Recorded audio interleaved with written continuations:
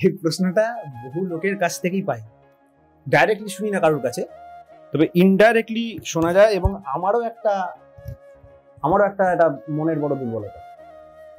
এটার আনসার আমি যা বুঝি বলবো, তার আগে একটা ছোট ঘটনা দিয়ে বলার চেষ্টা করবো।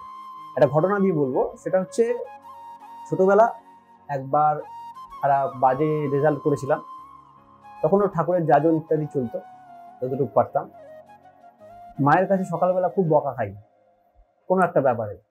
তো বকা খেয়ে ভাবছিলাম যে কত ব্রিলিয়ান্ট ছেলে মেয়ে আছে, কত ব্রিলিয়ান্ট মানুষ আছে, তারা ঠাকুরের কাজ করতে পারলো না, তাদের ঠাকুর ধরতে পারলেন না, আমাদের মতো চুনোপুটি দিয়ে কি করবেন ঠাকুর, তাদের ধরলে আরো লাভ হতো। এইটা বলে রিয়েল ঘটনা আমারই।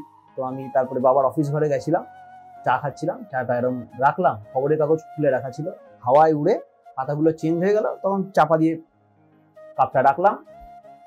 বড় করে অ্যাড দেওয়া, অ্যাডের মধ্যে লেখা, তোমার পতাকা যারে দাও তারে বহিবারে দাও শপথ।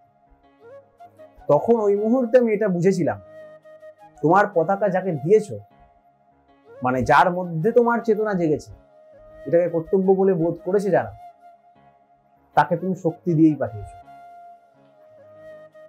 ঠাকুরের কাজ করার জন্য আমি মনে করি একটা বড় ক্রিডেন্সিয়াল হচ্ছেই তার বোধ জেগে যাওয়া, তার ধান্দাটা, ইষ্ট ধান্দাটা যার মধ্যে, যার নিজের ধান্দা হয়ে জেগে উঠবে, সেটাই হচ্ছে একটা বড় ক্রাইটেরিয়া, এটা আমি মনে করি, প্রথম কথা। আর দ্বিতীয় কথা হচ্ছে কোয়ালিটি, আরো ভালো কোয়ালিটি শেষ নেই। যত হাইলি কোয়ালিফাইড মানুষের মধ্যে শ্রী ঠাকুরের ভাব জাগানো যাবে, তত বেনিফিশিয়াল, তত সমাজের জন্য ইউজফুল। কৃষ্ণদা বলতেন যে, কৃষ্ণদা নিজেই তো একজন টপের মধ্যে টপ মানুষ, এমএসসি ফার্স্ট ক্লাস ফার্স্ট, এবং অনেক তার প্রসপেক্ট ছিল, ফিউচার প্রসপেক্ট ছিল। স্যার আশুতোষ তাকে নিজে রেকমেন্ড করেছিলেন, মেঘনাথ সাহার সাথে কন্টেম্পোরারি ছিলেন, দুজনে একসাথে ফার্স্ট ক্লাস ফার্স্ট হয়েছিলেন। তো সিবি রামনের অ্যাসিস্ট্যান্ট তখন। তো সেই সব ছেড়ে ঠাকুরের কাছে চলে আসে, এসে কাজ করে। তো সেই কেষ্টদা বহু বড় বড় মানুষকে এনেছিলেন ঠাকুরের কাছে।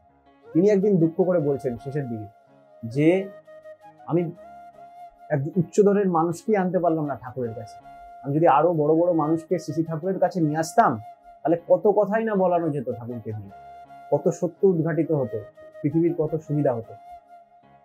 এটা তিনি বলেছেন। তিনি আইনস্টাইনের সাথে চিঠিতে লেখালেখি করতো যে আইনস্টাইনকে আনা যাবে নাকি ঠাকুরের কাছে। তখন অ্যালেক্সিস ক্যারেল, তার সাথে কথা হয়েছে, তিনি মারা গেছেন, আসতে পারেননি। জন এফ কেনেডির সাথে কথা বলা হয়েছে, তিনি আসার কথা ছিল, তিনি মারা গেছেন। এরকম চেষ্টা করেছেন বড় বড় মানুষকে আনা, যাকে বড় বলছো। কিন্তু চিনি আমরা কাকে ঠাকুরের ভক্ত হিসাবে? কৃষ্ণদাকে, পঞ্চানন্দাকে, প্রফুল্লদাকে, কারণ তাদের মধ্যে শ্রী ঠাকুরের চেতনা জেগে উঠেছিল। তাই তাদের ওরকম বড় মানুষের মধ্যে তার ভাব জাগিয়ে তোলা তো উচিত, এবং তাদেরই যে যত কোয়ালিফাইড হবে তত ভালো ঠাকুরের কাজ করার জন্য। কিন্তু আমি মনে করি এর পাশাপাশি ঠাকুরের চেতনা জাগা, ঠাকুরের প্রতি একনিষ্ঠ হওয়া, এটা হচ্ছে ফোরমোস্ট ক্রাইটেরিয়া।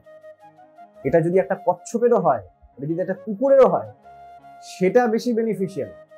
আজকে আমরাও রামচন্দ্রের যখন সেতু বন্ধন চলছে, সেই সেতু বন্ধনে সেই কাঠবিড়ালি, সেই মাকড়সা, সেই কচ্ছপ, ওদের গল্প আজকেও করি। ওরা কি কাজ করেছিল সেতু বন্ধনে? একটা সামান্য পাথর এনে দিয়েছিল হয়তো ম্যাক্সিমাম, কিন্তু ওই পাথরটা এনেছিল রামের জন্য। এটাই তার হচ্ছে বেনিফিট, এটাই তার মাহাত্ম্য। ইষ্টের জন্য করেছিল, তাই না? গোপীরা কি করেছিল? কৃষ্ণ নাচ করেছিল, কৃষ্ণ কি তো সমাজের কি কল্যাণ করেছিল? মথুরাদের নিয়ে, দ্বারকা নিয়ে অত কথা হয় না, বৃন্দাবনকে নিয়ে যত কথা হয়। কেন? শ্রী ঠাকুরকে, শ্রীকৃষ্ণকে প্রতিষ্ঠার কাজ করেছে, শ্রীকৃষ্ণকে খুশি দিয়েছে, আনন্দ দিয়েছে। তাই এটা আমাদের ক্রাইটেরিয়া।